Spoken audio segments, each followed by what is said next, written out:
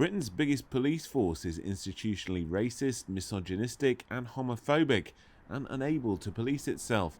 That's according to an independent review released on Tuesday, heaping pressure on the new chief to reform London's Metropolitan Police. The review was commissioned by the then head of the Met, Cressida Dick, in 2021, after a serving officer was sentenced to life in prison for the rape and murder of a young woman, Sarah Everard, in a case that shocked the country. Louise Casey, a member of Parliament's upper house who led the review, found severe failings across the Met that required, quote, radical reform. The moment that Sarah Everard was abducted, raped and then murdered by a serving police officer, I find it extraordinary that in policing and in the Met Police, that wasn't their moment of like a plane falling out of the sky. I just think it is so dreadful, and has to be a moment that change came.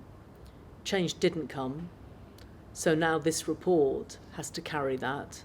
Finding that policing by consent was broken in the capital, the review said the biggest barrier to fixing the force was the Met's culture of defensiveness and denial about the scale of its problems.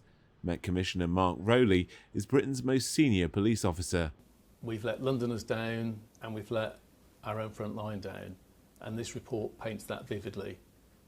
And as I've said several times, I'm deeply sorry for that. He added that the force's professional standards department had been stepped up and that they're sacking officers at a faster rate while acknowledging the job was not done yet. Prime Minister Rishi Sunak said trust in the police had been, quote, hugely damaged. What we need to do is now make sure that that won't be repeated, that we can regain people's trust. And I know that the police commissioner is committed to doing that. The 360-page report said the force needed strong leadership, a women's protection service and a new children's strategy, among other recommendations for reform.